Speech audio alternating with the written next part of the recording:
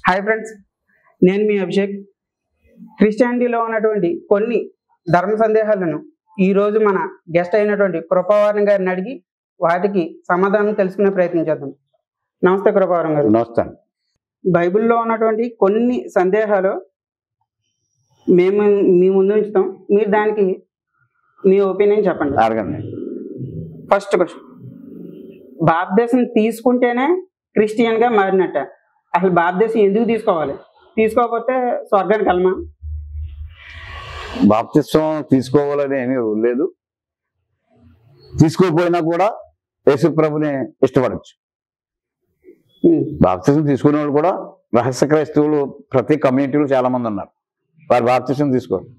బాప్తిసం తీసుకుంటే మిగతా కమ్యూనిటీ పరంగా వాళ్ళ కుటుంబ ఫ్యామిలీ మెంబర్స్ తోటి చాలా డిస్ట్రిబ్యూట్స్ వస్తాయి కాబట్టి బాప్తిసం తీసుకోరు.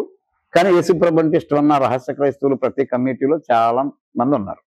అంటే బాప్తిస్వానికి స్వర్గానికి కానీ బాప్తిస్వానికి యేసు ప్రభు వారికి కానీ సంబంధం లేదు. అయితే బాప్తిసం ఎందుకు తీసుకోవాలనుకుంటే గ్రంథంలో రాసిన మాట ప్రకారంగా ఈ భగవంతుడిని ఎవరైతే నమ్ముతారో నమ్మి బాప్తిసం పొందాలి, ఆ బాప్తిసం పొందిన వారు రక్షింపబడతారు అని రాసింది. మరి రక్షించబడినట్టే, పొందిన వాడు రక్షింపబడినట్టు కాదు. బాప్తిసం పొందిన వాడు కూడా యేసు ప్రభు అంటే ఇష్టలు, దేవుడు అంటే ఇష్టం. వాడు కూడా ఏంటంటే వాడు పూజ చేసుకుంటూ యేసు ప్రభు కూడా ఒక గాడ్, యేసు ప్రభు కూడా దేవుడే అనే తలంతో ఉంటారు తప్ప చర్చలు కట్టడం కానీ వాళ్ళ ఇంటికి ప్రాస్టర్లు ఇన్వైట్ చేయడం కానీ ఏముండదు. యేసు ప్రభు అంటే వాళ్ళకి దేవుడు అనే ఒపీనియన్ అంతే. అయితే యేసు ప్రభులోకి కొంచెం డీప్గా మా నాలా వెళ్ళి వాళ్ళు ఏంటంటే బాప్తిసం పొందాలని దీంట్లో రాస్తుంది. ఎందుకు పొందాలంటే ఏదైనా మనం ఫర్ ఎగ్జాంపుల్ తిరుపతి వెళ్ళి వస్తే తలనీలాలు సమర్పించి చక్కగా వస్తాం ఫ్యామిలీ అంతా. ఆడవాళ్ళేమో 3 కత్తులు వచ్చి పిల్లలను హస్బెండ్ గుండెలు చేసుకుని వస్తారు. ఆ చూసిన వెంటనే మీరు ఎక్కడికి వెళ్ళారు అంటాం. అంటే యాత్రా స్థలానికి ఎవరు వెళ్ళారని వాళ్ళని పలకరిస్తారు. తిరుపతి వెళ్ళామని చెప్తారు. అంటే ఆ గుర్తుని బట్టి ఆ ఐడెంటిటీని బట్టి ఆయన తిరుపతి వెళ్ళి తెలుస్తుంది. దీంట్లో ఏంటంటే మీరు క్రిస్టియానిటీని ఇష్టపడ్డారు, క్రైస్తవులుగా మీరు మార్చబడ్డారు అంటా ఏంటంటే బైబిల్లో ఉన్న మేనసం కాకుండా బైబిల్లో ఉన్న ఆ వరల్డ్ థింకింగ్ ఏంటంటే మీరు నిజంగా ఈ వాక్యాన్ని నమ్మితే, వరల్డ్ నమ్మితే బాప్తిసం పొందాలి. అప్పుడు బాప్తిసం పొందితే ఏంటంటే కొన్ని రూల్స్ అండ్ రెగ్యులేషన్ దీంట్లో ఉంటాయి కనుక ప్రతి ఆదివారం దేవుని ఆరాధన చేయటం, ప్రతి ఆదివారం మానకుండా వెళ్తాం, ఇంకెవరికన్నా ప్రార్థన కోసం సహకరించడం అనేది ఒక మస్ట్ అండ్ షుడ్ సండే ఉండాలనే ఉద్దేశంతో బాప్తిసం ఖచ్చితంగా పొందాలి. బాప్తిసం పొందిన వాళ్ళు ఖచ్చితంగా మానకుండా తెచ్చుకెళ్ళాలనే ఉద్దేశంతో బాప్తిసం పొందిన వారు రక్షింపబడతారు, వారే క్రిస్టియానిటీలోకి వచ్చినట్లు లెక్కని దీంట్లో ఒక సిస్టమ్ ఉంది. దాని ప్రకారంగా ఎవరు బలవంతం లేకుండా ఇష్టపడ్డవాడు బాప్తిసం పొందుతారు, ఇష్టం లేకుండా యేసు ప్రభుని పొందినవాడు బాప్తిసం పొందిన వాళ్ళు కన్నా ఎక్కువ ఉంటారు బయట. ఇప్పుడు ఫర్ ఎగ్జాంపుల్ ఒక్కసారి కూడా సువార్త అందకుండా కొన్ని డీప్ విలేజ్ లేదంటే కనుక ఒక డీప్ ఫారెస్ట్ ఏరియాలో ఉన్న ప్రజలు ఉంటారు, వాళ్ళకి ఒక్కసారి కూడా సువార్త వెళ్తారు. మరి దేవుడి గురించి తెలియదు కానీ వాళ్ళు నిజాయితీగా ఉంటారు. మరి ఇప్పుడు చెప్పిన ప్రకారం అయితే వాళ్ళు స్వర్గానికి అదే పరలోకం వెళ్తారా? వెళ్ళే అవకాశం ఉందా? వెళ్తారు. ఎలా వెళ్తారు? ఇక్కడ బైబిల్లో క్లియర్ గా ఉంది కదా, నమ్మి బాప్తిసం పొందిన వారు రక్షింపబడుగా ఉంది. రక్షింపబడటానికి స్వర్గం వెళ్తాకి సంబంధం లేదు. సపోజ్ గాంధీ మహాత్ముడు ఉన్నారు, గాంధీ మహాత్ముడు గారు చనిపోయాడు, ఆయన వర్ధంతులు స్వర్గీయ మహాత్మా గాంధీ అంటారు. అంటే మనకు కాన్సెప్ట్ ఏంటంటే ఆయన స్వర్గంలో ఉండడం లెక్క. స్వర్గంలో ఉన్నాడో లేడో అని చెప్పేసి ఎవరికి తెలియదు, వాళ్ళ పేరెంట్స్ వాళ్ళు ఫ్యామిలీ మెంబర్స్ కూడా తెలియదు. అయితే ఆయన చేసిన పనులను బట్టి, ఆయన ఇక్కడ చేసిన అనేకమైన సోషల్ సర్వీస్ బట్టి ఆయన ఖచ్చితంగా పుణ్యలోకంలో స్వర్గంలో ఉండి ఉంటాడనే నమ్మకమే తప్ప వీళ్ళు వెళ్తారో అనే గ్యారంటీ ఎవరికీ లేదు. అలా గ్యారంటీ ఆధ్యాత్మిక తాటున్న వాళ్ళు ఎవరో చెప్పరు. వెళ్ళొచ్చు, వెళ్ళకపోవచ్చు, వెళ్ళారని గ్యారంటీ లేదు, వెళ్తారని గ్యారంటీ లేకుండా అవి ఇప్పుడు స్వర్గీయ మహాత్మా గాంధీ అన్నారు, స్వర్గీయ నందమూరి తారక రామారావు గారు అన్నారు. ఎందుకంటే వారు స్వర్గంలో ఉండుంటారు. ఎందుకు ఉండి ఉంటారో అని మనం ఆలోచిస్తే మామూలుగా వాళ్ళ కుటుంబాల దగ్గరికి వెళ్ళక్కర్లేదు. మనం మామూలుగా ఆలోచిస్తే ఓహో వారు చేసిన సర్వీస్, వారు చేసిన సోషల్ సర్వీస్, వారు ఇతరులకు చేసిన, సంఘానికి చేసిన, సొసైటీ చేసిన మంచి పనులను బట్టి వారు స్వర్గంలోకి వెళ్ళి ఉంటారనే ఉద్దేశంతో ఇప్పుడు అనాగరికుల్లో కూడా ఫారెస్ట్ ఏరియాలో కూడా ఎంతో నిజాయితీగా చక్కగా ఎవరిని హింసించకుండా వాళ్ళ జీవనోపాధి వాళ్ళు ఏదో ఓ ఏటాడి తింటూ వారు పద్ధతిలో ఒక దేవతను ఆరాధిస్తూ ఎవరిని ఇబ్బంది పెట్టకుండా ఇంకొక వారిని ఇబ్బంది పెట్టకుండా వాళ్ళు ఖచ్చితంగా మంచోళ్ళ కింద ఉంటారు. ఆ మంచోళ్ళ కింద ఉన్న వాళ్ళు నాయకుని పెట్టుకుంటారు, ఆ కొండదేవరో కోయి దేవరను పూజించుకుంటూ ఉంటారు. వాళ్ళకి ఈ సువార్త చెప్పక్కర్లేకపోయినా వాళ్ళు మంచి పనులతో ఉంటారు కాబట్టి వాళ్ళు ఒకవేళ అలాంటివి జరిగినా వాళ్ళు అక్కడ ఉన్న గూడెం జనమంతా మా ద్వారా స్వర్గంలోకి వెళ్ళి ఉంటారని చెప్పేసి నమ్మకం. మరి ఇప్పుడు బైబిల్లో నేనే మార్గం, నేనే సత్యం, నేనే జీవం, నా ద్వారా తప్ప వేరొక మార్గమే లేదు అని చెప్పేసి బైబిల్లో క్లియర్ గా ఉంది. రాసి ఉంది. మరి అక్కడ సువార్త అందలేదు, బాప్తిసం తీసుకోలేదు, అలాగని చెప్పి ఎవరిని హింసించలేదు. మరి ఇప్పుడు ఈయన ద్వారా కాకుండా ఇంకే మార్గం ద్వారా వాళ్ళు వెళ్ళే అవకాశం ఉంది పరలోకం? ఇప్పుడు నేనే మార్గము, నేనే సత్యము, నేనే జీవం అంటే ఉద్దేశం ఏంటంటే ఆయన దేవుడు నమ్ముకున్న వాళ్ళకి చెప్పలేదన్నమాట. ప్రపంచవ్యాప్తంగా ఈ బైబిల్ సుమారుగా అన్ని దేశాల్లోనూ రఫ్గా ఒక 10-15 దేశాలు మేము అన్ని దేశాల్లోనూ ఉంటున్నప్పుడు ఇష్టాన్ని బట్టి ఒక దేశంలో దీన్ని బ్యాన్ చేసి ఉండొచ్చు, లేకపోతే ఒక ఇంట్లో బ్యాన్ చేసి ఉండొచ్చు, కానీ అన్ని దేశాల్లో ఈ బైబిల్ ఉంటున్నప్పుడు దాంట్లో ఉన్నది ఏంటంటే దేవుణ్ణి అవలంబించిన వాళ్ళే, క్రైస్తవులు అనబడిన వారే, కన్వర్ట్ అయిన వాళ్ళకే కాకుండా ఈయన అందరికీ దేవుడు. ఆ మాటలో నమ్మితే ఇప్పుడు నేనే మార్గం అంటే ఇవే ఏదన్నా రూట్లో వెళ్ళాలన్నా అది భవిష్యత్తులో కానీ లేకపోతే ఫైనాన్షియల్గా కానీ ఫ్యామిలీ పరంగా వెళ్ళాలంటే అది వే ఆయన తర్వాత నేనే మార్గం, నేనే సత్యం. అంటే సత్యం ఏంటంటే ట్రూ. దీంట్లో ఉన్న వాక్యం సత్యం. నువ్వు ఎలా జీవించాలి, ఎలా జీవించకూడదు అది. ఇప్పుడు ఇది హిస్టారికల్ గా దీన్ని ఇండెక్స్ గా ఒక మనకి టీవీ కొన్నప్పుడు బుక్ ఉంటుంది కదా, దాన్ని ఏమంటాం, ఆ మాన్యువల్ వేస్తారు. కాబట్టి ప్రపంచానికి అన్ని భాషలు ఇచ్చిన మాన్యువల్ అనుకుంటాను నేను. ఎందుకంటే దీంట్లో ఒక మతపరంగా కానీ కులపరంగా కానీ కమ్యూనిటీ పరంగా లేకుండా ప్రజలందరికీ ఈయన దేవుడు. నువ్వు నమ్మిన పర్లేదు, నమ్మకపోయినా పర్లేదు, దేవుడు అని నమ్మితే అని నువ్వు ఎలా వెళ్ళాలి, ఎట్లా అంటే నీ జీవనోపాధి ఎలాగ వెళ్ళాలి. నేనే మార్గం. సత్యం ఏంటంటే నేను చెప్పిన మాట ఈ వాక్య సత్యం నువ్వు నమ్మితే. జీవం ఏంటంటే ఇప్పుడు నా మాటల ప్రకారం ఉన్నవాడు చనిపోయినా జీవించే ఉంటారు లెక్క. గాంధీ మహాత్ముడు గారు చనిపోయాడు, అయినా చనిపోయిన వాళ్ళకి పుట్టినరోజు చేయరు. కానీ అక్టోబర్ 2 ఆయన గాంధీ జయంతి జరుగుద్ది. ఎందుకు జరుగుద్ది అంటే ఆయన చేసిన కార్యాలను బట్టి, ఆయన చేసిన సోషల్ సర్వీస్ బట్టి మహాత్ములుగా ఎంచిన వాళ్ళు చాలా మంది పుట్టినరోజు జరుగుతూ ఉంటాయి. అంటే వాళ్ళు చనిపోయారు కానీ ఇంకా బ్రతుకున్నట్టుగా చేసుకుంటాం. ఏంటంటే చనిపోయినా మీరు బ్రతుకుంటారంటే అర్థమే. మనం చేసిన పనులు బతుకుంటే ఆయన బతుకున్నట్టే లెక్క. పుట్టినరోజుకి దండ, వర్ధంతికి దండ, అలా దేశ నాయకులకి ప్రముఖులకి చాలా మంది జరుగుతూ ఉంటాయి. కాబట్టి అది జీవం అంటే అది. ఎందుకంటే మార్గం ఆయన ఎలా నడవాలి, ఎలా నడవకూడదు, ఎలా మాట్లాడాలి, ఎలా మాట్లాడకూడదు అంటే ఆ వేలో మనం లైఫ్ సర్కిల్లో ఫస్ట్ సత్యం అంటే ట్రూ. నేను నిజం, నేనే సత్యం. మీరు సత్యం అంటే ట్రూ. నమ్మండి. నమ్మాలనే బలవంతం ఎక్కడ లేదు. నువ్వు నమ్మితే నమ్ము. ఇంకా మరి నేనున్నాను, మా ఫ్యామిలీలో ఇంకా మా తమ్ముడు కానీ లేకపోతే మా బంధువులు కానీ, మా సిస్టర్స్ కానీ, మా బ్రదర్ ఉన్నా కానీ వాళ్ళు నమ్మరు. మీరు నమ్ముతారు, మీకు ఓకే, మన పూజలు మనకు ఓకే అన్నారు. నేను వారిని బలవంతం చేయను, వారిని నేను బలవంతం చేయను. ఎందుకంటే ఒక్కొక్క మాకు నేను హిందూ పరంగా పూజ చేస్తున్నాను. నేను క్రిస్టియన్స్లోకి ఎవరు బలవంతం లేకుండా ఓ థాట్ ప్రకారం వెళ్ళాను. వాళ్ళకి ఏదైనా ఇన్సిడెంట్ జరుగుతున్నప్పుడు లేదా ఎందుకంటే వాళ్ళకి ఏదన్నా జ్ఞానం జరిగినప్పుడు లేకపోతే ఇంకోటి ఏదన్నా థాట్ కలిగినప్పుడు వాళ్ళు కూడా వస్తారు తప్ప ఎవరిని బలవంతం చేయకూడదు. సత్యం అది. జీవం ఏంటంటే ఇప్పుడు నేను చెప్పింది మార్గము, సత్యము, జీవము నేనే. నా ద్వారానే తప్పంటే ఈ 3 అనుసరిస్తూ ఉంటే మీరు చనిపోయినా బ్రతుకులు అన్నాడు. అంటే మనం చేసిన కార్యాలను బట్టి చెప్పిన ఎగ్జాంపుల్ చెప్పినట్టుగా ఎన్టీ రామారావు గారి జయంతి, మహాత్మా గాంధీ జయంతి, నెహ్రూ గారి జయంతి జరుగుతుందంటే వారు దేవుడు కాదు, వాళ్ళు చేసిన కార్యాలు. ఎందుకంటే ఆ ఫ్రీడమ్ ఫైటర్స్ కానీ మనం చేసిన కార్యాలను బట్టి అది. అంచేత దాని ప్రకారంగా సత్యం మార్గం ఆయనే, సత్యం ఆయనే, జీవం కూడా ఆయనే. నువ్వు మార్గము, సత్యము, జీవం అయినా నువ్వు నమ్ము అని ఎవరిని బలవంతం చేయని అవసరం లేదు. ఎందుకంటే ట్రూ అంతే. బంగారమే. బంగారం ఎప్పుడు దాచుకుని పెరుగుతుంది తప్ప వాల్యూ తగ్గదు. టమాటాలు పాడైపోతాయి. ఈ టమాటాలు ఈ వారంలో అవ్వకపోతే 2వ వారం పనికిరావు, 2వ నెలకు పనికిరావు. అంచేత ఇది ఎప్పుడు నిజంగా ఎవరిని బలవంతం చేయకూడదనే ఉద్దేశంతో నేనే మార్గము, నేనే సత్యము, నేనే జీవము. ఈ మాటలు మీరు నమ్మితే మీరు చనిపోయినను బ్రతుకుంటారంటే ఉద్దేశం అది. Okay, next question. క్రీస్తు పుట్టిన దగ్గర నుంచి 12వ సంవత్సరం వరకు ఉంది. దాని తర్వాత మళ్ళీ 30వ సంవత్సరం మధ్యలో ఈ టైం పీరియడ్ ఏదైతే ఉందో 12 సంవత్సరాల నుంచి 30 సంవత్సరాల మధ్యలో ఆ టైం పీరియడ్ అసలు ఏది లేదు. కానీ కొంతమంది ఇండియన్కి సంబంధించిన పాస్టర్స్ ఏం చెప్తున్నారంటే బయట ఉన్న ప్రచారం ఆ 12 సంవత్సరాల నుంచి 30 సంవత్సరాల వరకు ఇండియా వచ్చినట్టు, ఇక్కడ నాలెడ్జ్ నేర్చుకుని అక్కడ ఇజ్రాయెల్లో అదంతా బోధించినట్టుగా కొంతమంది. అది సత్యమా అసత్యమా అనేది తెలియక చాలా మంది కన్ఫ్యూజన్ లో ఉన్నారు. దీనిపైన మీ ఒపీనియన్ ఏంటి? 12 సంవత్సరాలకు యేసుప్రభు వారి బాల్యం బైబిల్లో రాసింది. తర్వాత 38 years 30 సంవత్సరాలకి మళ్ళీ కనపడ్డాడు ఆయన. ఇప్పుడు ఈ 12 నుంచి 30 సంవత్సరాల గ్యాప్ పీరియడ్ లో ఇండియా వచ్చాడు. ఇండియా వచ్చి ఇక్కడ ఏదో కొంచెం ఏదో తర్ఫీదు అయ్యి కొంచెం ట్రైనింగ్ అయ్యి వేరే దేశానికి వెళ్ళటం అనేది శుద్ధ రాంగ్. ఎందుకంటే చాలా విషయాలు రాసినప్పుడు అలాంటిది ఏదైనా ఉంటే ఆ గ్యాప్ పీరియడ్ కూడా ఖచ్చితంగా ఎక్కడ దుఃఖం 26 పుస్తకాలు ఎక్కడ దుఃఖం రాసలేదు. అయితే ఇప్పుడు ఆ పీరియడ్ ని ఎవరి ఇష్టానుసారంగా వాళ్ళు ఆడుకోవచ్చు. కొంతమంది ఏమో బౌద్ధిజంలోకి వెళ్ళి కొంచెం ట్రైనింగ్ అయ్యి అనే ఆయన ఆ బౌద్ధ మతం ప్రచారం అవటం కోసం ఈయన వాడుకోవచ్చు. ఎందుకంటే క్రిస్టియానిటీ కొంతమంది వాళ్ళ ఫేవర్ అవటం కోసం వాడుకోవచ్చు.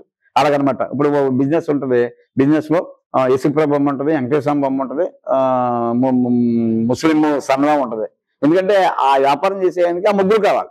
ఆ ముగ్గురిని నమ్మడం ఎవరో ఒకరిని నమ్ముతాడు. కొబ్బరికాయ కొడతాడు తప్ప శనివారం ఆదివారం ప్రార్థనకి వెళ్ళడం, శుక్రవారం మసీద్కి వెళ్ళడం ఆ షాపు ఓనర్ గారు. అయితే ముగ్గురు ఫోటోలు పెడతాడు. ఎందుకంటే ముగ్గురు నమ్ముకున్న వాళ్ళు నాకు కస్టమర్స్ అవ్వాలి, నేను నమ్ముకున్న వాళ్ళు అక్కడే కొంటే నా బిజినెస్ సాగదనే ఉద్దేశంతో ఆ ముగ్గురు నా ఫోటోని వాడుకున్నాడు ఆయన. అలాగా 12 సంవత్సరాల నుంచి 30 సంవత్సరాల వరకు మా బుద్ధుని దగ్గర, లేకపోతే మా జైన్ దగ్గర, లేకపోతే మాకు ఇక్కడ దగ్గర ఆయన వచ్చి ఎలా వెళ్ళండి అని చెప్పేసి ఇండియన్స్ ఆయన్ని వాడుకుంటాకి తప్ప అది నిజం కాదు. క్రిస్టియానిటీ ఒక కమ్యూనిటీనా లేదంటే ఒక క్యాస్ట్? అది ఒక వర్గానికి చెందిన దేవుడు మాత్రమేనా, ప్రపంచం మొత్తానికి దేవుడు అండి ఆయన? ఇప్పుడు దీంట్లో ఉన్న అది నేను చెప్పేది కూడా ప్రతిదీ దీన్ని బేస్ చేసుకుని చెప్తాను కనుక, ఈ క్రిస్టియానిటీ అంటే యేసుప్రభు అనేట ఆయన ప్రపంచం అంతటికి అందరికీ ప్రభు, అందరికీ ప్రభు, ఆల్ ఓవర్ వరల్డ్ అందరికీ ప్రభు. తర్వాత క్యాస్ట్ విషయంలో క్యాస్ట్ మారటం కానీ, అప్పుడు వరకు ఉన్న హిందూయిజం క్రిస్టియన్స్లో రావటం కానీ, అప్పుడు వరకు ఉన్న వేరే వేరే బౌద్ధిజం కానీ, లేకపోతే ముస్లిమాన్ కానీ ఇక్కడ రావటం కానీ క్యాస్ట్ గురించి ప్రస్తావన ఎక్కడ లేదు. మోస్ట్ ఇంపార్టెంట్ మతం గురించి కూడా ఈ బైబుల్ ఎక్కడ లేదు. అసలు క్రిస్టియన్సీ మతం కాదు, మతం కాదు. హిందూ మతమే, హిందువుగానే ఉంటాం. నేను హిందువునే, చచ్చిపోయేదాకా హిందువుగానే ఉంటాను. అయితే ఎందుకు యేసుప్రభుని క్రిస్టియానిటీని అంగీకరించండి? మతం మాత్రం మారలేదు కానీ మారమని ఎక్కడ లేదు. మారమని ఉండుంటుంది, మారిపోతుందేమో కానీ ఎక్కడ లేదు మతం మారమని. మనసు మార్చుకోమని ఉంది. అంచేత క్రిస్టియానిటీ మతం కాదు, క్రిస్టియానిటీ క్యాస్ట్ కూడా కాదు. ఏ క్యాస్ట్ అయినా, ఏ క్యాస్ట్ లో ఉన్నా సరే అందరికీ దేవుడే. తక్కువ క్యాస్ట్ వాళ్ళు కొంచెం భగవంతుని ఆరాధిస్తూ ఉంటారు. క్యాస్ట్ తక్కువ, ఫైనాన్షియల్ తక్కువ, పేపర్ మీద పంచదార పలుకులేసి దండం పెట్టుకుంటారు. అది భగవంతుని చెరుని నమ్ముతారు. బాగా టాప్ పోస్టర్లు బంగారపు ప్లేట్లో పరమాన్నం పెట్టచ్చు, వాళ్ళు నైవేద్యంగా సమర్పిస్తారు. అది దేవుడి దగ్గర వెళ్ళొచ్చండి. ఇది గొప్ప కాదు, అది తప్పు కదా. ఆయనకి ఈ రెండు సమానమే. అంచేత భగవంతుడు అనేటానికి క్యాస్ట్ పరంగా కానీ, కమ్యూనిటీ పరంగా కానీ, కులపరంగా కానీ, కంట్రీ పరంగా కానీ ఏమీ లేదు. భగవంతుడు అనేటైనా ప్రపంచం అంతా ఒక్కటే. దానికి ఎగ్జాంపుల్ ఏంటంటే దీంట్లో ఒక మాట రాసింది, భూమి ఆయన పాదపీఠం అని రాసింది. భూమి ఆయన పాదపీఠం అంటే, భూమి ఆయన పాదపీఠం అంటే దాని అర్థం భూమి అంతా భగవంతునితో నిండుందని లెక్క. ఇప్పుడు కొంతమంది నా ఫ్రెండ్స్ ఉన్నారు, నా ఫ్రెండ్స్ వాళ్ళ మదర్స్ ఉన్నారు, దేవతంతో భూదేవికి దండం పెట్టుకుంటాను. దేవుడికి మీ మదర్ చాలా మంచి పని చేస్తుందని చెప్పేసి నేను కూడా వాళ్ళకి థ్యాంక్స్ చెప్తాను. అదేంట్రా నువ్వు పాస్టర్ కదా, మరి మా మదర్ భూమికి దండం పెట్టుకుంటూ ఉంటే నువ్వు పెట్టేంటంటే, భగవంతుని యొక్క మహిమ భూమి అంతా ఉందని నేను గ్రంథంలో చదివాను. ఆవిడ భూమి దండం పెట్టిందని నువ్వు అనుకుంటున్నావు. భూమి నా మహిమతో, నా ప్రభావంతో నిండిపోయింది. నాకు పాదపీఠమే భూమి కదంటే ఆ భూమి మీద నిలబడ్డాడు కాబట్టి, భూమి అంతా నిలబడ్డాడు కాబట్టి ఆవిడ మీ మదరు భగవంతుని పాదాలకి నమస్కారం పెట్టిందని ఈ మాటను బట్టి నేను అనుకుంటున్నాను. నీ థింకింగ్ నా థింకింగ్ ఒకటే, మొత్తం మీద ఆవిడ చేసింది కరెక్ట్ అని చెప్పేసి నేను ఎంకరేజ్ చేసేటప్పటికి ఆవిడ కూడా చాలా సంతోషించారు. ఎందుకంటే ఈ దీంట్లో ఉన్న వర్డింగ్ బట్టి అంతే. ఇప్పుడు క్రిస్టియానిటీలోకి వచ్చిన వాళ్ళకి క్యాస్ట్ ఫీలింగ్ ఉండొచ్చా ఉండకూడదా? ఇప్పుడు చాలా మంది ఏంటంటే అగ్ర వర్ణ వాళ్ళు ఎవరైతే ఉన్నారో వాళ్ళు కూడా కన్వర్ట్ అవుతున్నారు, ఓకేనా? ఇప్పుడు ఎవరైతే బిలో రేంజ్ లో ఉన్నారో వాళ్ళు కన్వర్ట్ అవుతున్నారు. కాకపోతే అంటే క్రిస్టియానిటీలోకి వచ్చిన తర్వాత కూడా క్యాస్ట్ ని బట్టి వాల్యూ ఇవ్వడం, మనీని బట్టి వాల్యూ ఇవ్వడం, ఓకేనండి, వాళ్ళ ఒంటి మీద ఉండే ఆభరణాలు బట్టి వాల్యూ ఇవ్వడం, అది ఎంతవరకు కరెక్ట్? క్రిస్టియన్స్ కి అసలు నిజమైన క్రైస్తవులకి ఆ ఫీలింగ్స్ అంటూ ఉండొచ్చా? క్రిస్టియానిటీ క్రమేపీ బిజినెస్ దాంట్లోకి వెళ్ళిపోవటం వల్ల అందరికీ దేవుడినా, కానీ కొంతమంది నమ్ముతున్నారు.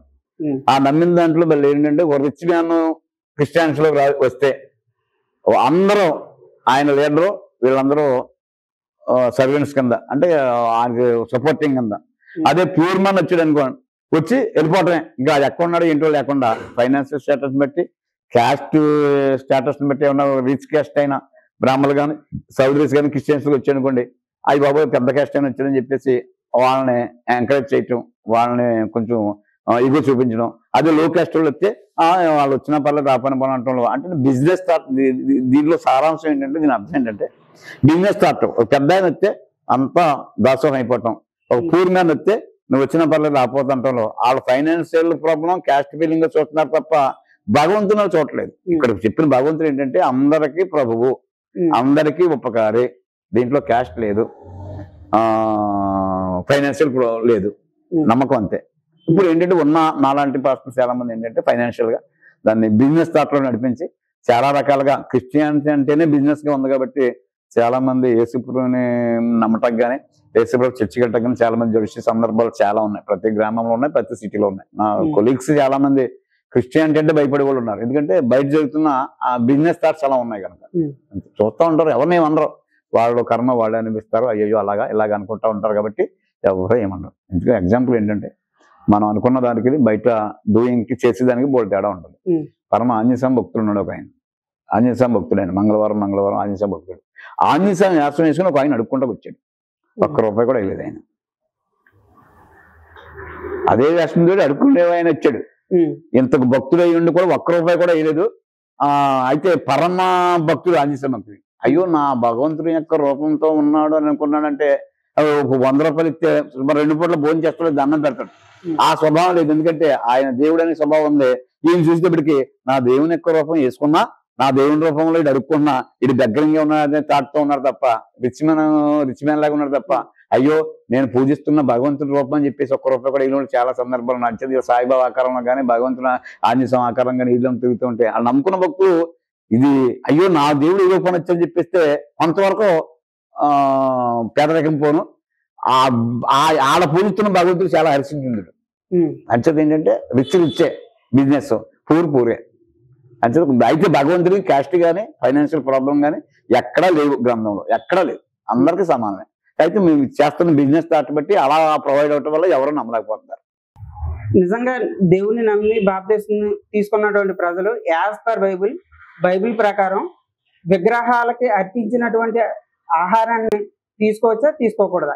ఒకవేళ తీసుకోవచ్చు అంటే కనుక అది యెజబెల్ బోధ, అది అబద్ధం అని 95% పాస్టర్స్ అయితే కనుక నేను చెప్పినట్టుగా చెప్తున్నారు. అది యెజబెల్ బోధ, దేవునికి అర్పించినటువంటి విగ్రహానికి అర్పించినటువంటి ఆహారాన్ని ప్రసాదాన్ని కానీ స్వీకరించకూడదని చెప్తున్నారు. దీనిపైన మీ ఒపీనియన్ ఏంటి?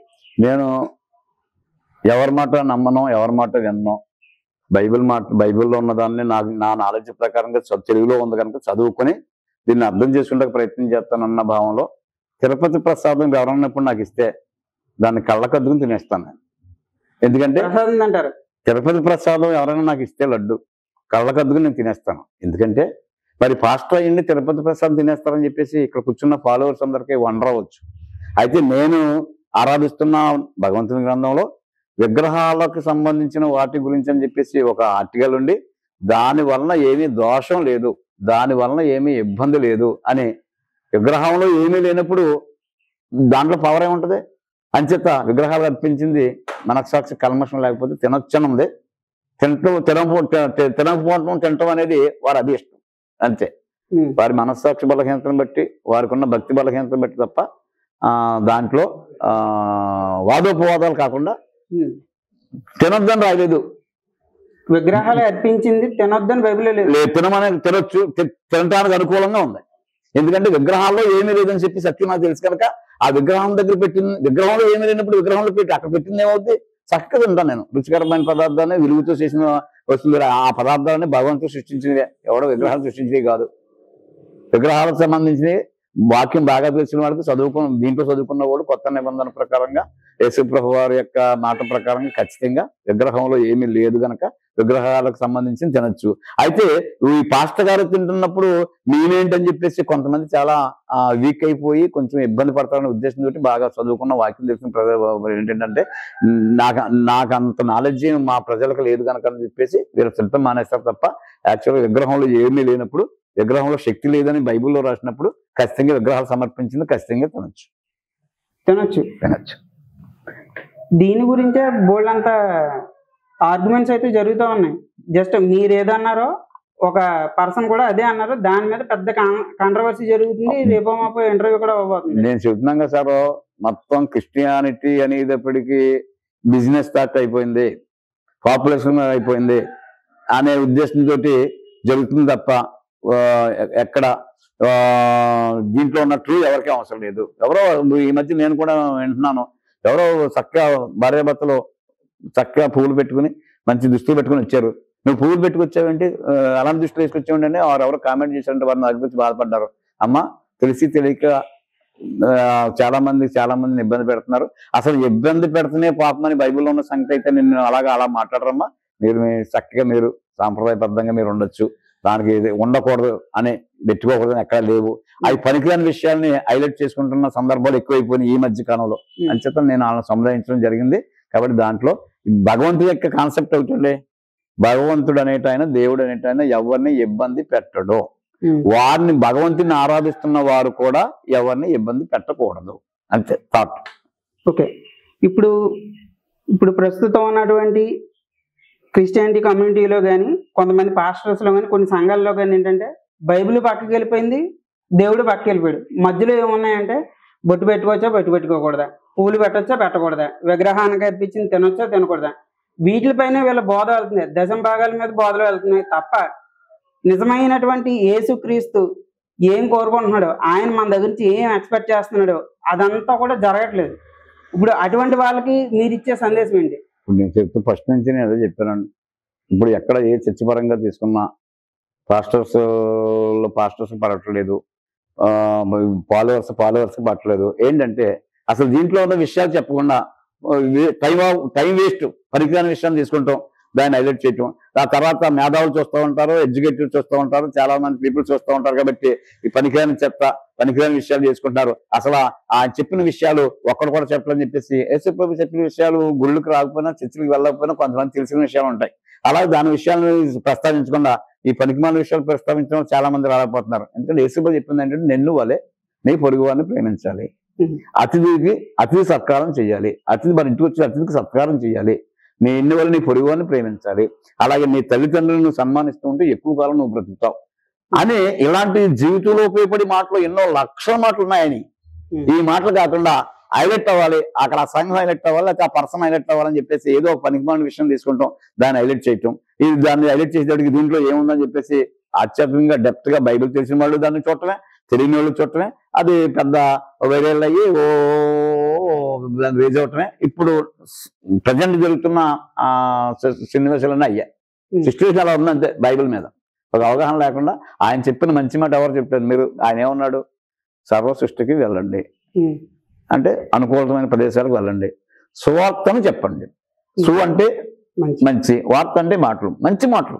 సుముహూర్తం మంచి ముహూర్తం, దుర్ముహూర్తం చెడ్డ ముహూర్తం. ఈయన ఏమన్నాడు? దుర్వార్త చెప్పమనలేదు, సువార్తను చెప్పండి అన్నాడు. అమ్మ మీరు కుటుంబంలో ఇద్దరు దెబ్బలాడుకుంటున్నారు, ఎవరో ఒకరు తగ్గిపోండి అమ్మా అని చెప్పాడు. ఎక్కడుంది ఇలా? దానికి వ్యతిరేకం ఏంటంటే భర్త నమ్ముకోకపోతే భార్య ఆడు సైతాను నువ్వు వచ్చేయన్న పాస్టర్స్ ఉన్నారు. భార్య నమ్ముకుని భర్త నమ్ముకోకపోతే అతను సైతాన్ నమ్ముని వచ్చాయని చెప్పేసి కుటుంబాన్ని ఎడగొట్టి వాళ్ళు దుర్వార్త చెప్తున్న బైబిల్ పట్టుకుని దుర్వార్త చెప్పి కుటుంబాలు విడిపోతున్న వాళ్ళు ఉంటారు. అనేక మంది దేవుని దగ్గర వెళ్ళిపోతున్నారు. సువార్త చెప్తే కనుక ఖచ్చితంగా ఈ దేవుని చెప్తే మాటలు సువార్త చెప్తే కనుక ప్రతి కుటుంబం చాలా సంస్కృతంగా చాలా ఆశ్చర్యకరంగా ఉంటుంది. ఈయన మాటలు చెప్తే ఈ మాటలు చెప్పలేని అవటం వల్ల ఈయన డిస్కషన్ జరుగుతున్నాయి. నెక్స్ట్ క్వశ్చన్, దశమ భాగాలకి హాస్పిటల్స్కి ఏంటి లింక్? ఇప్పుడు చాలా మంది రీసెంట్గా ఒక వీడియో చూసాం, ఒక లేడీ నన్నావిడే మీరు దశమ భాగాలు ఇవ్వకపోవడం వల్ల హాస్పిటల్కి వెళ్తున్నారు మీరు అందరూ, మీ డబ్బులన్నీ హాస్పిటల్ పాలు అవుతున్నాయి అన్నారు. ఈ దశమ భాగాలు ఇవ్వకపోవడానికి ఈ హాస్పిటల్కి వెళ్ళడానికి ఉన్న లింక్ ఏంటి? ఇప్పుడు మిడిల్ క్లాస్ వాడు అన్నాడు, ఇప్పుడు ఫర్ ఎగ్జాంపుల్ ఆడికి 10,000 రూపీస్ శాలరీ అనుకుందాం, 10,000 రూపాయలు శాలరీ అనుకుంటున్నాం, ఆడ 1000 దశమ భాగం ఇవ్వాలి ఆవిడ చెప్పిన ప్రకారం. ఇప్పుడు అదే 1000 ఉంటే ఆడికి ఖచ్చితంగా గ్యాస్ బండ్ వెళ్ళిపోద్ది, అవునా కదండి? మిడిల్ క్లాస్ వాళ్ళ పరిస్థితి, పూర్ వాళ్ళ గురించి ఇంకా అసలు చెప్పవసరం లేదు. ఈ మిడిల్ క్లాస్ వాళ్ళు పూర్ పీపుల్ దశమ భాగం ఎలా ఇవ్వగలుగుతారు? ఇప్పుడు ఆవిడ చెప్పిన ప్రకారం దశమ భాగం ఇవ్వకపోతే మన డబ్బులన్నీ హాస్పిటల్ కానీ ఆవిడ చెప్తున్నారు.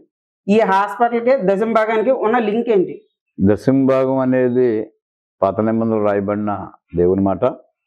అయితే యేసుప్రభు వచ్చిన తర్వాత వారి కుటుంబంలో మేలు జరిగితే, వారి కుటుంబంలో ఏదన్నా బ్లెస్సింగ్ అయితే అక్కడున్న యాజకులకి అంటే పూజారులు, పాస్టర్స్ అలాంటి వారు ఆ ప్రోత్సహిస్తున్న భక్తులు ప్రోత్సహిస్తున్న వారికి వెళ్ళి కానుక ఇమ్మన్నాడు భగవంతుడు దేవుడు.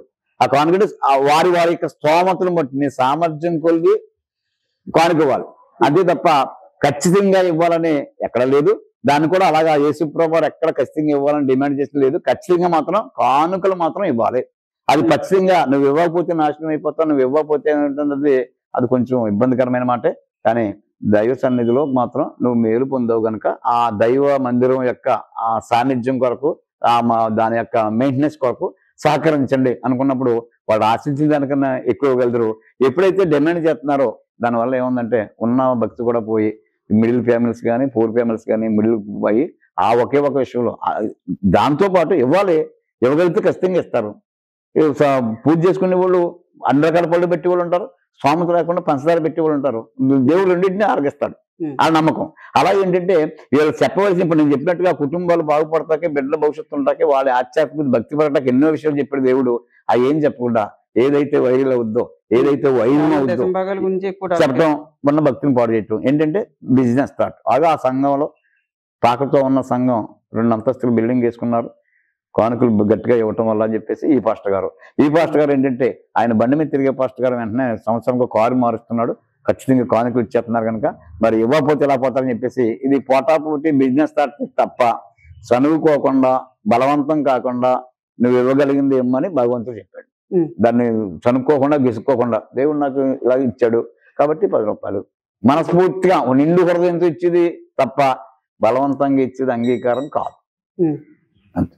ఇప్పుడు యాజ్ పర్ బైబిల్లో ఎక్కడ చూసుకున్నా కానీ యెరూషలేము, ఇజ్రాయేలు, ఈజిప్టు దాని సమీపంలో ఉన్నటి సిటీస్ కానీ విలేజెస్ కానీ నదులు కానీ సముద్రాలు కానీ ప్రస్తావించినట్టుగా ఉంటుంది తప్ప ఎక్కడా కూడా ప్రపంచం అంతా సంబంధించినటువంటి ఒక హిస్టారికల్ ఇందులో అయితే కనపడదు. మరి ఇప్పుడు భగవంతుడు యేసుక్రీస్తు ప్రభువారు ఎవరైతే ఉన్నారో ఆయన ఇజ్రాయెల్ కంట్రీకి లేదంటే కనుక ఆ చుట్టుపక్కల ఉన్న కంట్రీలకు మాత్రం సంబంధించిన దేవుడా, ప్రపంచం మొత్తానికి దేవుడా? ప్రపంచం మొత్తానికి దేవుడు ఎలా అవుతాడైనా? ఓన్లీ ఆ ఒక్క చోట తిరిగినట్టు ఉంది తప్ప దాని సమీపంలో ఉన్నటువంటి పట్టణాల్లో కానీ సిటీస్లో కానీ తిరిగినట్టు ఉంది, కానీ అక్కడ కూడా ప్రపంచం అంతా తిరిగినట్టు లేదు. మంచి ప్రశ్న ఇది. అయితే అండి ఆయన కొన్ని వేల సంవత్సరాల క్రితం భూమి మీదకి వచ్చినప్పుడు ఎన్ని దేశాలు అప్పుడు లేవు మనకి. అప్పుడున్న అరబీస్, యూరప్ కంట్రీస్ లో ఉన్న దేశాల్లో the centre of the centre point లో ఆయన స్టార్ట్ చేయడం జరిగింది. ఎందుకంటే శ్రద్ధ అయ్యి అక్కడున్న దేశాలు పూర్వం 65 కంట్రీస్, 92 కంట్రీస్, ఇప్పుడు ప్రజెంట్ 197, 190 వరకు కంట్రీస్ ఉన్నాయి. అలాగా అప్పుడు ఆయన ప్రారంభించినప్పుడు అన్ని కంట్రీస్ లేవు కనుక ఉన్న కంట్రీస్ లోనే సెంటర్ పాయింట్ చేయటం వల్ల ఇప్పుడు ఎన్లార్జ్ అవటం వల్ల అక్కడే మొదలెట్టారు తప్ప ఇక్కడికి అవ్వలేదు. ఇప్పుడు అంతా ఎందుకు దేవుడు అవుతుందని చెప్పేసి అన్నారు తప్ప, ఎందుకంటే ఆయుష్ ఉండి ఒకే ఇంట్లో 50 మంది ఉన్న మనవల ముదిరి మనవలు కూడా ఉన్నారు, వాళ్ళు ఉన్నారు కనుక. అలా లేకుండా ఇద్దరే ఉన్న వాళ్ళు ఉన్నారు. ఎందుకంటే ఎన్లార్జ్ అవటం వల్ల, దేశం పెరగటం వల్ల అక్కడ మొదలెట్టింది ప్రపంచం అంతా అవటం కోసమే. అప్పుడున్న విస్తీర్ణాన్ని బట్టి, అప్పుడున్న కంట్రీస్ని బట్టి అది సెంటర్ పాయింట్. ఇప్పుడు అది ప్రపంచం అంతా వ్యాపించాలని చెప్పేసి ఆయన సంకల్పంతో ఇప్పుడు అక్కడ స్టార్ట్ చేసింది. ఇప్పుడు దేశాలు పెరిగే కూడా ఇలాగే క్రైస్తవం పెరగటం ఉదాహరణ. ఇప్పుడు దేవుడికి సంబంధించినటువంటి శిష్యులు ఒక ఆయన మన ఇండియాకి వచ్చారు అంటారు కొంతమంది ఏమంటారంటే రాలేదు, ఇది కేవలం కల్పితం అంటారు. ఇది హైందవ సహోదరులకు సంబంధించిన ఒపీనియన్. కానీ ఈ మధ్యన వెలుగులోకి వస్తున్నటువంటి ఒక కొత్త పాయింట్ ఏంటంటే మన ఇండియాకి ఏ భక్తుడు రాలేదు అని చెప్పేసి క్రైస్తవ సహోదరులు, మరి ముఖ్యంగా పాస్టర్స్ చెప్తున్నారు. ఇది ఎంతవరకు కరెక్ట్? ఆయన నిజంగానే మన ఇండియాకి వచ్చారా, ఇదంతా కల్పిత పాత్రలా, స్టోరీలా? ఇండియాకి వచ్చారన్నా? యేసుప్రభు శిష్యులు, యేసుప్రభు శిష్యుల్లో 12 మంది శిష్యులు ఈ వాక్యాలు నేను ఏం చెప్పినా నేను చూడలేదు. అయితే హిస్టారికల్ గా ఉన్న ఈ చారిత్రాత్మకంగా ఉన్న ఈ బైబిల్లో ఉన్న వాక్యాలు మాత్రం ఖచ్చితంగా నేను నమ్ముతాను. ఇదే దైవంగా నేను ఆరాధిస్తాను కనుక అప్పుడు ఆయన ఏర్పాటు చేసుకున్న శిష్యుల్లో రకరకాల కమ్యూనిటీ వాళ్ళు ఉన్నారు, రకరకాల ఆక్యుపేషన్ చేసే వాళ్ళు ఉన్నారు.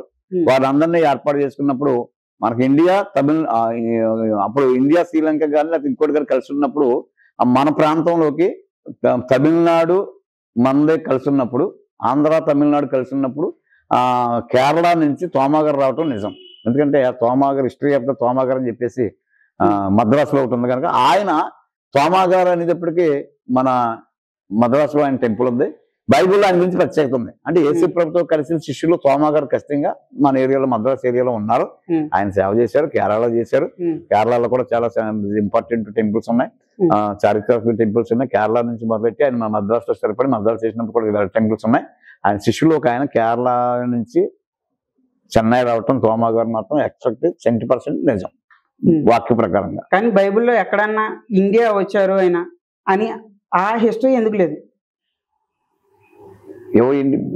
శిష్యులు తోమా గారు మద్రాసులో ఉన్నట్టు అనేకమైన ఆధారాలు ఉన్నాయి కదా. బైబిల్లో ఎందుకు లేదు? ఎందుకు అది లిఖించబడలేదు? ఇండియా వచ్చినట్లుగా లిఖించబడలేదంటే అప్పుడు ప్రాంతాలనే పర్టికులర్ గా రాయలేదు. చాలా ప్రాంతాల్లో ఆయన ఒక గ్రామంలోకి వెళ్ళి, ఆయన ఒక దేశంలోకి వెళ్ళి అన్నారు తప్ప, అంటే వాళ్ళకి నేను ఏ దేశం వచ్చానో ఏ దేశం అక్కడ ఉన్న ఆ కమ్యూనిటీ పరంగా అక్కడున్న పాపులేషన్ లో సువార్త, అక్కడున్న పాపులేషన్ లో మంచి మాటలు, అక్కడున్న పాపులేషన్ ని జనరేట్ చేయడం తప్ప ఇది నాకు ఇష్టకరమైన వెంట్రా, నాకు ఇష్టకరమైన కంట్రీయా, ఈ కంట్రీ అని చెప్పేసి అలా కొన్ని చోట్ల రాశారు పేర్లు, కొన్ని చోట్ల రాయని ప్రాంతంలో ఖచ్చితంగా మాత్రం తోమా గారు మన ఇండియాలో సేవ చేయటం అనేది 70% ట్రూ. ఊరి పేరు రాయకపోవచ్చు కానీ వచ్చారు. మరి చాలా మంది క్రైస్తవులే, మరి ముఖ్యంగా పాస్టర్స్ అంటున్నారు, మరి వాళ్ళ ఒపీనియన్ కి మీరేమంటారు? నేను చెప్పాను కదా సార్, పాస్టర్స్ అనేవాళ్ళు బిజినెస్ థాట్స్ తోటి ఉన్నారు. 90% బిజినెస్ థాట్స్ తోటి ఉన్నారు. ఎందుకంటే ఉండటం వల్ల ఒకళ్ళ నుంచి ఒకళ్ళ నుంచి ఒకరు ఉండటం వల్ల అసలు ఈ క్రైస్తవం అనేది చాలా మందికి అసహ్యం ఒకటే కారణం ఏంటంటే పాస్టర్స్. ఖచ్చితంగా ఇవాళ ఎక్కడ చూసినా ఏ ఛానల్ చూసినా పాస్టర్స్ దెబ్బలాడుకుంటాం. ఎడ్యుకేషన్ పీపుల్స్ ఉంటారు, ఆ పాస్టర్స్ దెబ్బలాడుకోవడం వాళ్ళకి అవసరం లేదు. వాట్ ఈస్ న్యూస్ అని చెప్పేసి న్యూస్ లోకి వెళ్తారు, లేకపోతే మన కంట్రీ చుట్టూ ఏం జరుగుతుంది, లేకపోతే ఏం జరుగుతుంది చెప్తారు తప్ప ఇంకా డిస్కస్ చూసి వెళ్ళారు. ఎవరంటే వేళ్ళ కాబట్టి దానికి పట్టించుకోవాల్సిన అవసరం లేదు. ఇవాళ భక్తి పాడైపోవటం కూడా, క్రైస్తవం పాడైపోవటం కూడా చాలా ఎక్కువ పర్సంటేజ్ దేవుని వాక్యం తప్పుగా చెబుతున్న క్రైస్తవులే, దేవుని వాక్యం తప్పుగా ప్రకటిస్తున్న పాస్టర్స్ అనేవాళ్ళే. మనం చూస్తున్నాం కదా, పబ్లిక్ గా చూస్తున్నాం, పేర్లు అక్కడ లేకుండా చూస్తున్నాం. ఆయన ఈయన మీద విమర్శ, ఆయన ఈయన మీద విమర్శ. అయితే దేవుడు ఒక విషయం చెప్పాడు, కక్ష చేత కానీ మెసేజ్ చేత కానీ మరి ఏ విధమైన చేతమైనాను నా మాటలు చెప్పటమే నా ఇష్టం అన్నాడు ఆయన. ఆ కాన్సెప్ట్ బట్టి ఎవరు మాట్లాడరు. ఖండించాలంటే, పాస్టర్ని ఖండించాలంటే చాలా మంది ఖండించగలరు. ఆయన ఇష్టం అన్నప్పుడు కక్ష చేత కానీ మిషనరీ చేత కానీ మరి ఏ విధమైన చేత కానీ నన్ను ప్రకటించడమే నా ఇష్టమైనప్పుడు మీకెందుకు అనే దేవుని యొక్క మాటకు లోబడి చాలా మంది బాగా వాక్యం డెప్త్ గా తెలిసిన వారు, ప్రొఫెసర్ లాంటి వాళ్ళు, బైబిల్ థియాలజీ కాలేజీలు ఉంటే మాట్లాడకపోవడం కారణం ఏంటంటే వాళ్ళ పాపాన్ని వాళ్లే పోతారు, భగవంతుడు మాత్రం ఒక్కడైనా ఉద్దేశం. ఇప్పుడు బైబిల్ ప్రకారం దేవుడు చెప్పినటువంటి ప్రతిదీ, అంటే బైబిల్లో ఏదైతే రాయబడి ఉందో, ఎంటర్ చేయబడిందో అది ప్రతిదీ కూడా జరిగిందంటారే? జరిగిందంటారే? కన్ఫామ్ గా జరిగింది. అయితే స్టార్టింగ్ లోనే ఆదికాండంలోనే పాము గురించి వస్తుంది, ఓకేనండి? ఆ పాముకి దేవుడు శపిస్తాడు, జీవితకాలం నువ్వు మన్ను తిని బ్రతుకుదు అని చెప్పేసి. అది జరిగిందా జరగలేదా? జరిగిందా? ఖచ్చితంగా జరిగిందా? అదొక జరిగింది అన్నది ఒక వానపాములో తప్ప నేను దేంట్లోనే చూడలేదు. ఫర్ ఎగ్జాంపుల్ కొండచెల ఉందంటే అది యానిమల్స్ దగ్గర నుంచి మనుషుల వరకు తినేస్తుంది. అది ఆ జీవితాంతం మన్ను తిని బతకగలదా? ఒక పాము ఫుడ్ తినకుండా దగ్గర 2 నుంచి 3 నెలల వరకు బతుకుద్ది. అప్పుడు దేవుడు చెప్పిన మాట ఎలా కరెక్ట్ అయింది? అంటే నువ్వు మన్ను తిని నేలను పాగుతూ మన్ను తిందు అని చెప్పి శపించాడు సర్పానికి. జీవితాంతమనా? జీవితకాలం. అయితే సర్పానికి చెప్పి దాంట్లో సర్పంలో ఆ సర్ప జాతి సంబంధించిన ఎక్కువ మీరన్నట్టుగా మేకలు తిన్నా, లేకపోతే మనుషులు తిన్నా, వేరే తిన్నా కానీ ఎక్కువ శాతం మట్టిలో ఉండి మట్టి తినవలసిందే. అయితే వానపామునే లెక్కేసుకున్నప్పుడు వానపాము గురించే కాకుండా అప్పటికి ఇక్కడ చెప్పిన బైబిల్లో దేవుడు చెప్పిన మాట ప్రకారం అప్పటికి దానికి కాళ్ళు ఉన్నాయి. నీ కాళ్ళు తీసేయటం వల్ల నువ్వు పట్టుతో నేల మీద పాకుతూ ఉన్నాడు. అంటే అప్పుడు దాకా నడిచింది. అప్పుడు తర్వాత నువ్వు జీవితాంతకాలం మన్ను తిరిగి బతుకుతూ ఉన్నాడు. అంటే ఎక్కువ శాతం వేరే తిన్నా కానీ ఎక్కువ శాతం మట్టిలోనే ఉండాలి, పొట్టలోనే ఉండాలి, మన్నే తినాలి. తర్వాత దాని సాగు కూడా రావాల్సిందంటే నువ్వు మనిషిని మన మీద కరిస్తే అతను నీ తల చెదగొడతానని చెప్పాడు.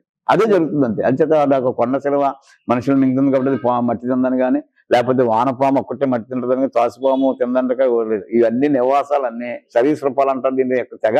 దీని నివాసాలన్నీ మట్టిలోనే నివాసం. ఎందుకంటే ఒక్కొక్కసారి ఆ ఫుడ్ దొరకదు, మట్టి తినే బతుకుతాయి అంతే. అంచేత ఆ మాట కూడా నిజమే. లేదు ఇలాగుంది అలాగుంది అంటే వివాదాస్పదమైన వితర్కమైన వాదాలు తప్ప నిజం కాదు. పాముకి ఖచ్చితంగా ఆయన శపించాడు సర్పాన్ని. శపింపబడింది. అలాగే దాని ఎలాగైతే చెప్పారు అలాగే మట్టిలో ఉంటుంది. బయటకు వచ్చి ఎవరన్నా కడితే వెంటనే చచ్చిపోతుంది.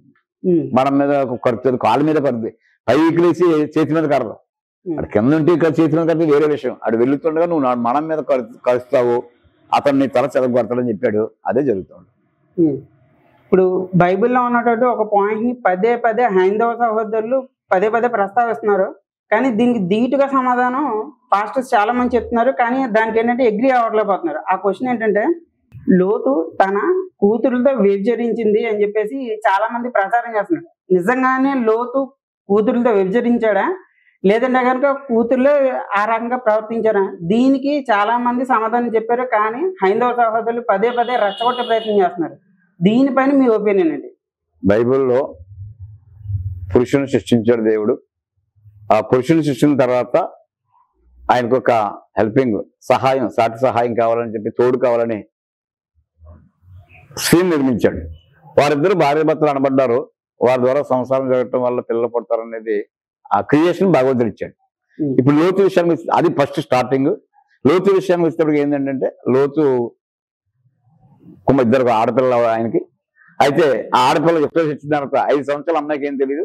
15 సంవత్సరాలు వచ్చిన తర్వాత ఆ ఫిజిక్ అంతా అవటం వల్ల, కొన్ని విషయాలు తెలియటం వల్ల, ఒక్కో ఏజ్ లో ఒక్కో థింకింగ్ ఉంటుంది కనుక ఆ యుక్త వయసు వచ్చేటప్పటికి అయ్యో మన తండ్రి మనకు పెళ్లి చేయలేకపోతుందని, మనకు కావాల్సిన మరి కుమారులు దొరకరు కదా అని చెప్ప నాన్నకే మత్తు పదార్థాలు తాగించి బాగా మత్తుని చేసేసి, ఆ మత్తులో ఆయన ఉండగా మనం వెళ్ళి పడుకుందామని చెప్పేసి ఇద్దరు కుమార్తెలు నిర్ణయించుకుని, ఆయన చేసిన పాపం కాదు. ఎందుకంటే వీళ్ళకి వయసు రావటం వల్ల వీళ్ళకి పెళ్లి చేయలేని తరుణంలో వీళ్ళకి ఆలోచన చేసుకుని ఆయనకి తండ్రికి బాగా సారా పట్టించి, మత్తు మంది బాగా పట్టించి, ఆయన మత్తులు అయిపోయిన తర్వాత వస్త్రహీనుని చేసి వీరు వెళ్ళి ఆ తండ్రితో శయనించడం జరిగింది. అదేంటి అక్కడ క్రియేషన్ ఏంటంటే ఆడ మగ పక్షుల్లో కానీ, జీవరాశుల్లో కానీ, మనుషుల్లో కానీ ఆడమగ నిల్చుండలో ఆ ఏజ్ పరంగా అక్కడ ఫిజిక్ పరంగా అక్కడ జరిగింది. ఆ జరగటం వల్ల దాని క్లియర్ గా రాయబడింది అక్కడ. అది అలాగా వచ్చిన దాన్ని బట్టి క్రియేషన్ జరిగింది తప్ప అది స్వతహాగా లోతు కుమార్తెలతో శయనించాడనే తప్పు. అక్కడ సిచ్యువేషన్ పూర్తిగా అర్థం చేసుకోవాల్సింది ఏంటంటే, అతను మత్తుడై ఉండగా మత్తు తాగించేశారు పిల్లలు. ఎందుకంటే వీళ్ళకి వయసు వచ్చింది, మనకు పెళ్లి చేయలేకపోతున్నాడు, మనకు పెళ్లి కొడుకులు దొరకరు, నాన్నకు దొరకరు, ఏం చేద్దామని ఆలోచన చేసుకుని అప్పుడు దుష్టాలోచన. ఎందుకంటే ఈవేళ ఫర్ ఎగ్జాంపుల్, ఎందుకంటే చెప్పొచ్చు చెప్పకూడదు కానీ ఈవేళ మన సొసైటీలో తల్లి కొడుకులు కానీ, వదిని మధ్య గారు కానీ, అన్న చెల్లెలు కానీ మరి ఎంతో విచారం జరుగుతోంది. అక్కడ ఏంటంటే, అక్కడ ఫస్ట్ ఏంటంటే అక్కడ ఆ అమ్మాయిలకి పురుషుడు కావాలి. అక్కడ పురుషుడు దొరకని పరిస్థితిలో వారే ఉన్న ఆ క్రియేషన్ బట్టి తండ్రిని బాగా మత్తు పదార్థాలు పట్టించేసి, వస్త్రహీనం చేసి, ఆయన ప్రమేయం లేకుండా వీళ్ళు వెళ్ళి పడుకుంటూ జరిగింది. అక్కడ క్రియేషన్ బట్టి జరిగింది తప్ప లోతు గారు చేసిన తప్పు కాదు. కూతురుకి సరైన అక్కడ క్రియేషన్ అక్కడ ఇవ్వకపోవటం వల్ల, తోడు ఇవ్వకపోవటం వల్ల వీళ్ళు నిర్ణయించుకుని వీళ్ళు చేశారు. క్లియర్ గా రాయబడి ఉంది. అంతే తప్ప ఆయన వెళ్ళిపోయి తండ్రి వెళ్ళి కూతురులతో పడుకున్నాడు అనడం అది సమంజసం కాదు. వారు గ్రంథాలు పరిశీలిస్తే అక్కడ వివరణ రాసి ఉంది. ఇప్పుడు అది వివరణ చారిత్రకం ఎలా రాసి ఉంది, అక్కడ అవసరం స్త్రీకి పురుషుడు, స్త్రీ కాబట్టి జరిగింది. అలాగే స్త్రీలు వాళ్ళ కోరికలు ఉన్నాయి కాబట్టి ఇంకో వేరే వారించేవాళ్ళు వారికి ఎప్పుడు లేరు కనుక, తండ్రి ఇద్దరు కూతుర్లే కనుక, తల్లి ఉప్పు స్తంభం అయిపోయింది కనుక ఆవిడ లేదు కనుక అలా జరిగింది. ఇప్పుడు ఎంతో చదువుకుని ఎంతో జ్ఞానం ఉండి దానికన్నా చాలా దారుణమైన అరాచకాలు సొసైటీలు జరగటం ఇది క్షమించడండి. ఇది కొంచెం వివాదానికి సంబంధించిన క్వశ్చన్. ఆల్రెడీ దీని మీద చాలా పెద్ద డిస్కషన్ జరుగుతున్నాయి. మీ ఒపీనియన్ చెప్పండి. జై శ్రీరామ్ అనొచ్చా? అనొచ్చు. జై శ్రీరామ్ అనొచ్చా? అనొచ్చు. సరిగ్గా అడుగుతున్నాను, సరిగ్గా వినండి. జై శ్రీరామ్ అనొచ్చా? జై శ్రీరామ్ అనొచ్చు. శ్రీరాము అనే ఆయన దశరథ మహారాజు గారు అబ్బాయి. దేవుడు కదా? రాజుగారు అబ్బాయి, దేవుడు కాదు ఆయన. శ్రీరాముడు దేవుడు కాదు, దశరథ మహారాజు గారి యొక్క కుమారుడు. ఆయన భగవంతుడు అవటానికి కారణం ఏంటంటే, తండ్రి మాట జవదాటలేని గొప్ప వ్యక్తిత్వం కలిగిన వాడు. చిన్నమ్మ గారు దేవుడు అయ్యాడా, దేవుని చేశారా? ఆయన లక్షణాలు బట్టి దేవుడు అయ్యాడు, దేవుని చేశారు. కానీ ఆయన దేవుడు కాదు. దశరథ మహారాజు గారి యొక్క కుమారుడు శ్రీరామరాజు గారు. వాళ్ళ తమ్ముడు గారు భరతరాజు గారు. మన దేశాన్ని శ్రీరామరాజు గారు పరిపాలించాలి చారిత్రపరంగా. అయితే ఏంటంటే అతి నిష్ఠాగరిష్టైన తండ్రి మాటకి జవదాటలేని గొప్ప వ్యక్తిత్వం కలిగిన ఆయనగా ఉండి, అలాగే తల్లి పిన తల్లి మాటను గౌరవించి మరి నువ్వు వెళ్తే మరి తమ్ముడి పరిస్థితి ఏంటని చెప్పేసి చిన్నమ్మ గారు అడిగిన దాన్ని బట్టి, అలాగే ఆ తండ్రి గారి మాటను బట్టి, తండ్రి గారు ఇచ్చిన వాగ్దానం బట్టి ఆయన నేను వనవాసం వెళ్తానమ్మా, తమ్ముడికి పట్టం కట్టినాను అంటంలో ఒక గొప్ప తండ్రి మాటను తల్లి మాటను నెరవేర్చిన యొక్క గొప్ప లక్షణాన్ని బట్టి ఆయన దేవుడిగా కీర్తించబడుతున్నాడు. కానీ ఆయన శ్రీరామరాజు గారి యొక్క కుమారుడు, వారి తమ్ముడు మన దేశాన్ని పాలించడం వల్ల మన దేశం అంత ముందు ఏంటో తెలియదు. ఆయన పాలించిన తర్వాత భరతుడు పాలించడం వల్ల భారతదేశంగా పేరు రావటం హిస్టారికల్. ఆయన చేసిన కార్యాలను బట్టి జై అనొచ్చు. నా పుట్టినరోజుకి జై డాడీ అంటారు మా పిల్లలు, ఓకే నేను సంతోషిస్తాను. అలాగే అక్కడ ఉన్నప్పటికి జై జై నాయక్ అంటారు, సంతోషిస్తాం. అంటే ఆయన చేసిన కార్యాలను బట్టి ఆయన ప్రౌడ్ చేయటం కోసం ఉచ్చరించే పదం. ఎలాగైతే పేరు ముందు ఎలాగైతే బిరుదులు ఉంటాయో నవరత్న డాక్టర్, అలాగనే ఈయన ముందు జై అంటారో ఆయన చేసిన కార్యాలు బట్టి శ్రీరామరాజు గారు ఓకే జై శ్రీరామ్, ఓకే నేను జై శ్రీరామ్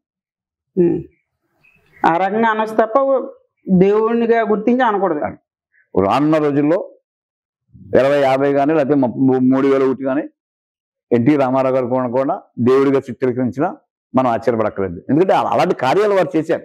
ఇప్పుడు ఒక గ్రామంలో, వెస్ట్ గోదావరి జిల్లాలో ఒక గ్రామంలో వేమనకు గుడి కట్టారు. వేమన దేవుడు కాదు కదా, అందరూ ఒప్పుకోవాల్సిందే. వేమన దేవుడా కాదు కదా. ఆయన టెంపుల్ ఉంది, 11 రోజులు వేమన ఉత్సవాలు అని చెప్పేసి బ్రహ్మాండమైన ఉత్సవాలు ఉన్నాయి. ఆరాధన రోజులు, పూజలు, పునస్కారాలు. వేమన దేవుడు కదా మాకు తెలుసు, అందరికీ తెలుసు. కానీ ఆయనలో ఉన్న ఆ గుణాలను బట్టి వారికి టెంపుల్ కట్టారు, విగ్రహం పెట్టారు, పూజలు జరుగుతున్నాయి. ఆయన దేవుడు కాదు కదా, దేవుడు కాదని వారికి తెలుసు. అంటే దైవ లక్షణాలు సొసైటీతో కలుపుకొని అందరితో ఉండటం వల్ల ఉన్న దాన్ని ఆ లక్షణం ఉన్నవాడు ఎవరైనా సరే, నేను కింద పడిపోయాడు ఎవడో వచ్చి లగదీశాడు, దేవుళ్ళ లగదీశాడు ఆయన అంటాడు. ఆయన దేవుడు కాదు, లక్షణం దేవుడిది.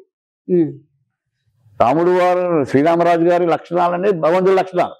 అంచేత చారిత్రాత్మకంగా వారి తమ్ముడు భరత్ గారు మన దేశాన్ని పరిపాలించిన భారతదేశంలో ఉన్న ఆయన్ని దేవుడిగా కొలచడం ఏంటంటే ఆ దేవుని క్యారెక్టర్స్ అన్ని ఆయనలో ఉన్నాయి. వేమగారిని గుడి కట్ట కారణం ఏంటంటే దైవత్వంలో లక్షణాలు వేమగారులు ఉన్నాయి. ఇప్పుడు నువ్వు దేవుడు అవుతారు కొంతమందికి, ఎవరో సహాయం చేసావు, నువ్వు మీరు ఎవరికో సహాయం చేసేది వెంటనే కలిశారు.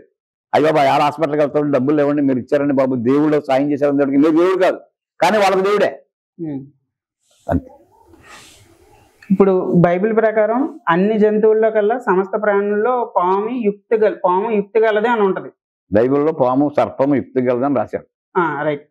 ఇప్పుడు లేటెస్ట్ గా జరిగినటువంటి ఒక సర్వే ప్రకారం ఎంటైర్ భూమి మీద కానీ నీటిలో కానీ 98% బ్రెయిన్ యూజ్ చేసి ఏకైక జంతువు డాల్ఫిన్ అని తేల్చారు సైంటిస్టులు. మరి ఇది ఎంతవరకు కరెక్ట్ అయినట్టు బైబిల్ ప్రకారం, బైబిల్ థియరీ ప్రకారం? అన్ని జంతువుల్లో కల్లా సర్పము యుక్తి కలిగిందని, పక్షుల్లో కల్లా పావురము పరిశుద్ధమైందని ఈ 2 వాక్యాలు రాసిన ఆయన మీరు చెప్పిన పక్షి డాల్ఫిన్ కూడా చాలా జీడియస్లు కూడా రాదురు. ఈ పావురము పవిత్రమైందని రాసినప్పటికీ మన పెద్దలను అడిగితే పావురంలో చేదు ఉండదు, చేదుగట్టు అన్ని జంతువులు ఉండదు, పావురంలో ఉండదు. అంచేతే అది గింజలు లాంటివి ఎరుకుండ తప్ప అడ్డమైన తిండి తినదు. తర్వాత చేదు లేకపోవటమే పవిత్రం. పైత్యరసం చేదుగట్టు ఉన్నవాడికి మనకి పైత్యరసం గురించి మనం పిచ్చి మాట్లాడుతున్నప్పటికీ ఏదో పైచి వెక్కిందా పెసట్ తిని అంటారు. ఆ చేదుగట్టు వల్ల కలిగే ఆ సింటమ్స్ అయ్యి అలాంటి వికృతి చేస్తున్న పక్షులు లేకపోవటం కారణం దాంట్లో పవిత్రమైంది పావురం. ఎందుకంటే చేదుగట్టు లేకుండా చేశాడు ఆయన, రాశాడు పావురం పవిత్రమైంది, చేదుగట్టు లేదు కారణం. సర్పం యుక్తి కలిగింది, దేవుడు నిర్మించిన మనుషులు మోసం చేసి కనుక. అలాగే మీరు అనుకున్న డాల్ఫిన్ కూడా ఆ భగవంతుని దృష్టిలో అయితే, దేవుని దృష్టిలో అయితే ఇన్ని రాసిన ఆయన డాల్ఫిన్ కూడా 99% యుక్తి గలదని రాశాడు. ఎవరో సైంటిస్టు దాన్ని టెస్ట్ చేసో లేకపోతే ఇంకోటి చేసో మనిషి 90 ఏళ్ళు చచ్చిపోతాం అనుకున్నవాడు వేరే ఆటలు పెడితే, వేరే జంతువు ఆటలు పెడితే ఈ 190 అవుతుందని చెప్పేసి మనిషి డాక్టర్ చెప్పాడు తప్ప మనిషికి ఇచ్చిన ఆయుష్ మాత్రం భగవంతుడు ఆయుష్ వరకే బతుకుతాడు. అంచేత ఆడెవడో సైంటిస్ట్ చెప్పిన మాటను బట్టి ఈ డాల్ఫిన్ యుక్తి కలిగిందనే మాట తప్పు. ఆయన సైంటిస్ట్కు దొరికితే దొరుకుండొచ్చు కాక, కానీ అది కరెక్ట్ కాదు.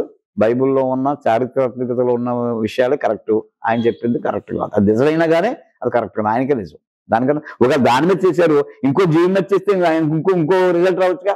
అన్నిటి మీద చేసిన తర్వాత ప్రూవ్ అయింది డాల్ఫిన్ 98% దాని బ్రెయిన్ యూజ్ చేస్తుందని. అప్పుడు బైబిల్ ప్రకారం ఇది ఎలా కరెక్ట్ అయినట్టు? పాము యుక్తి కలదని సైంటిస్ట్ చెప్పింది దేవుని మాటతో సమానం కాదు. సైంటిస్ట్ కూడా మనలాంటి వాడే. ఇవాళ గాల్లో ఎగురుతున్న విమానాన్ని కూడా రైట్ సోదరులు కనిపెట్టారంటే రైట్ సోదరులు దేవుడు కాదు, అవి బాబు గాల్లో వెళ్తున్న విమానం కనిపెట్టిన రైట్ సైడ్కి ఎక్కడెక్కడ గుళ్ళు కట్టిస్తే దేవుడు ఎందుకు అవుతారు? వాళ్ళు క్రిస్టియన్స్ అంతే. వాళ్ళ నాలెడ్జ్ని బట్టి వాళ్ళకున్న ఆ తెలివిని బట్టి కనిపెడుతున్నారు అంతే.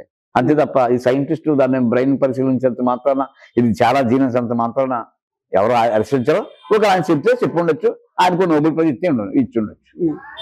దేవుణ్ణి నమ్ముకొని ఇంకా హైందవాచారాలు అంటే ఫర్ ఎగ్జాంపుల్ రీసెంట్ గా దీపావళి అయింది.